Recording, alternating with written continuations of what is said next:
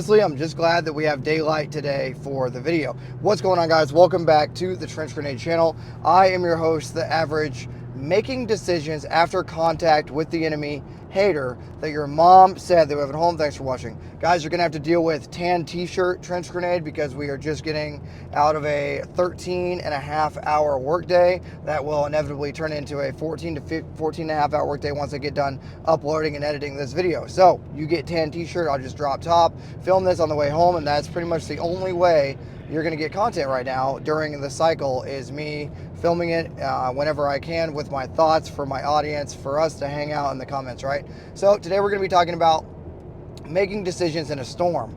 More specifically, making decisions after contact has been made with the enemy or after a mission has began. I think this video will be able to help you with your infantry tactics, with your Minuteman preparedness, with your small unit preparedness in your local communities, with like-minded individuals that are trying to prepare for a doomsday scenario, a WROL scenario that's without rule of law, the alien invasion, or you're just wanting to get good at airsoft or get good at maneuvering.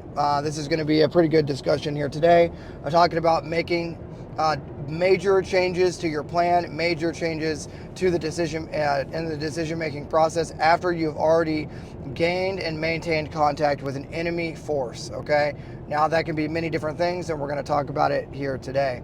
Guys, if you want to support the channel, I gotta plug myself. Make sure you're actually liking the videos. I can't stress how much that means. Make sure you're actually subscribed to the channel, so make sure you hit the subscription button and comment down below if you've ever seen a infantry leader or a leader, even if you're you work in finance, or you're an accountant, or whatever, you're a freaking whatever you do. If you've ever seen a leader try to make major changes at the friction point to the plan after movement has already been initiated, comment those stories down below. If you have military stories, infantry stories down below where a maneuver had already begun and then a key leader tried to make major changes to the plan, comment those stories down below. I'm sure guys will enjoy those stories. Okay. Oh yeah, if you want to support monetarily, there'll be a link down below for the Patreon to get access to the Discord server and for the ammo fund so we can continue doing the burn downs for the Ruger RXM, okay? All right, let's talk about it. So I'm gonna tell you a couple stories, right, that'll help further articulate the point, and then I'll tell you the overall message of the video at the end, okay? This is gonna be directly applicable to warrior tasks and battle drills. A battle drill is a rapidly executed reaction, okay, to enemy maneuver, an enemy movement, or it's a rapidly executed decision-making process without having to actually make a decision, a conscious decision, okay? So if you see, if you receive contact from the right, everyone knows to get online to the right, return fire with the enemy, call out the three Ds, that's distance, direction, description, stuff like that, okay? So that is a battle drill. So now getting into story time. I'm going to tell you a couple different stories, okay, about making a key decision in a storm that will ultimately lead to failure. So one is going to be an airborne story. We were doing a show of force for the Russians, okay, and we were flying to the Aleutian Islands in Alaska. So we were flying all the way out to the edge of the Aleutian Islands and back to simulate jumping into Moscow to do a show of force. This has been roughly 2020 to 2021 to do a show of force against Russia. What I witnessed during this major operation, okay, the Navy was involved doing an aerial bombardment of our objective. The Marines were involved doing an amphibious landing. The Air Force was involved doing escort missions for us and obviously escorting us, the paratroopers, into the designated drop zone. And then I think I listed pretty much everybody, right? So all branches were involved, that matter in this operation. And what I witnessed, because I was in the same aircraft as the brigade commander, I witnessed the brigade commander trying to call audibles on the fly. And what I mean by that, he was trying to change grids for assembly areas. Now think about this. You have roughly 5,000 to 6,000 paratroopers in multiple different aircrafts conducting a major airborne operation. Can you effectively call an audible for that large of an element at that size and expect every paratrooper from brigade commander, okay, so colonel, all the way down to private E1, can you expect all 5,000 to 6,000 paratroopers to receive the new grid in the aircraft? No, you cannot. That is the definition of an impossible task. To change the assembly area of companies, that's a major thing.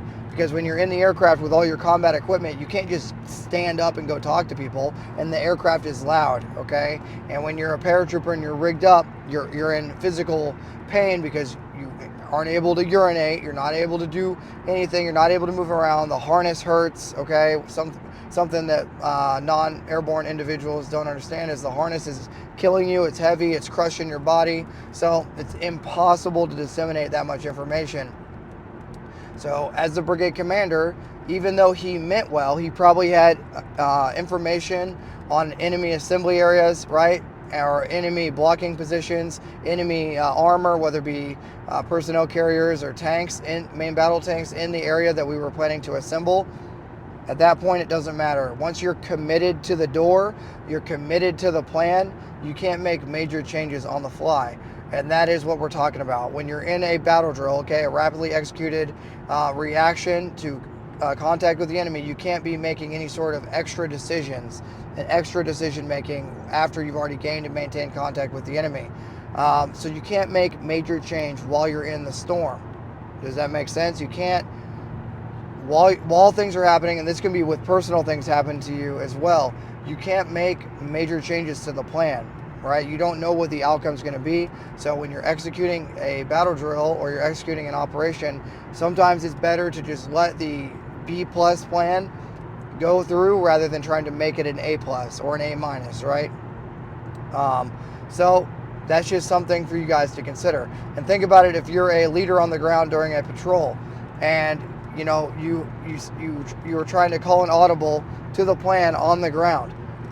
If all adjacent units are not going to be privy to the plan, and if all adjacent units are not going to be privy to the plan, the change you're trying to make on the ground, and all your soldiers to the lowest level are not going to be aware of the plan change, sometimes it's better to just stick with the slightly worse plan and stay committed to the door. Stay committed to your plan rather than trying to make decisions in a storm, okay? So when you're dealing with any sort of warrior task or battle drill, it's a rapidly executed decision-making process that's already been predetermined. You can't make changes on the fly, okay? If we get reaction to near ambush, if the enemy is engaging us within 35 meters, we're going to turn and burn. We can't try to change the plan, okay? It's just a rapidly executed thing that's going to happen, right? All right, I hope this video helps some of you guys that are kind of trying to dip your toes into the more tactical oriented realm. I'll start trying to put out more tactical videos moving forward to help you guys out. Just understand that work is busy, okay? I barely have any time to do my lifts, lately with work. It's hard to squeeze in freaking getting chow in, right, when you're during a cycle as a drill sergeant, right? So just keep that in mind as we go forward on the channel. If you're seeing less and less content, that's why. If you want to see more content, all you gotta do is hit the like button. Like, honestly, hit the like button. Comment down below your thoughts on the topic we discussed during the video. If you want to donate monetarily for whatever reason, thank you for doing that. To the ammunition fund, thank you. But yeah, I think that's all I got for you guys tonight. So I'm gonna get out of here. I'm almost home. So get some chow and rack out and do it all again tomorrow. Thanks for supporting the channel, guys. And until next time, this will be Trench Grenade, your average warrior task and battle drill enjoyer that your mom said that we have at home. Thanks for watching. Cheers. 1.74. Two per target. 2.51. We'll do 2 per target.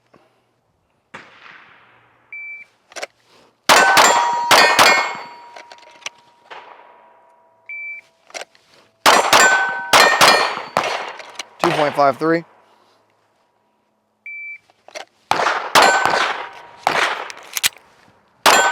4.21 inadvertent 1 reload 1. Time 1.66. Bill drill. time, 2.56. Bill drill.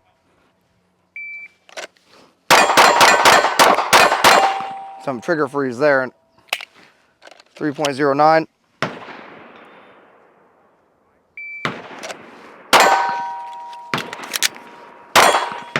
3.79, inadvertent 1, reload 1.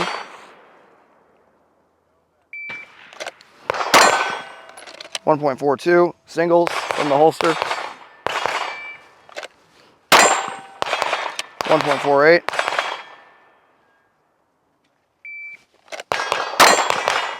1.36.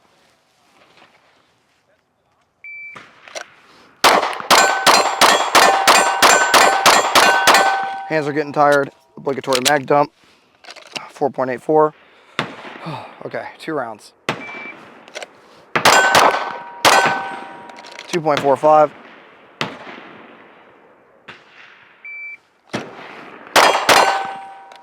1.85.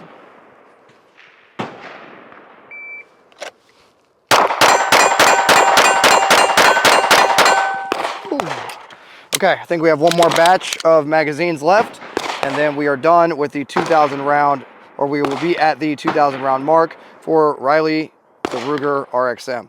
So stand by, let me go grab the last handful of magazines, and we will be at the 2,000 round mark. So stand by. Wolverines!